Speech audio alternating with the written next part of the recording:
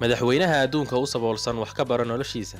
madaxweynihii hore ee dalka Uruguay, Jose Mojiga, oo 2 sano ka hor xilka baneeyay kadib markii loo guuleystay doorashadii madaxweynenimo. Jose Mojiga waxaa loo yaqaanaa madaxweynaha ugu saboolsan dunida. 2010 ayuu qabtay talada dalka Uruguay, mushaharkiisu wuxuu ahaa $12,500. waxa uuna 90% ugu tabaruci jiray dadka saboolka ah ee dalkiisa ku nool. waxa uu diiday inuu madaxtooyada dego, beddelkeedana waxa uu ku noolaa guri uu degan yahay oo ku yaala duleedka caasimada dalkiisa. madaxtooyada waxa uu ka dhigay meel lagu qabto shirarka, laguna qaabilo madaxda dalka soo booqanaysa. Jose Mojiga waxa uu ku socdaa gaari uu isagu leeyahay oo qiimihiisu yahay $2,000, kaas oo la sameeyay 1987. isaga ayaana inta badan ka haysta gaadhigiisa. waa 75 jir, 14 sano ayuu xabsi ku soo qaatay.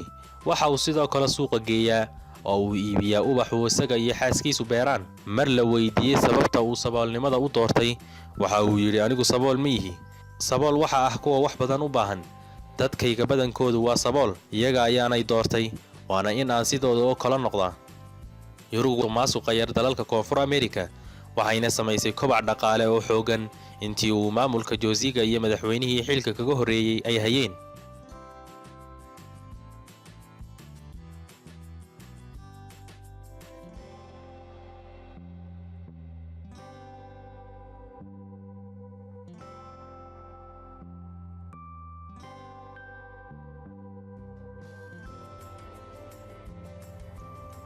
si aad u daawato wixii cusub iyo mowduucyo faa'iido badan leh, ku taxnaw oo taaba subscribe.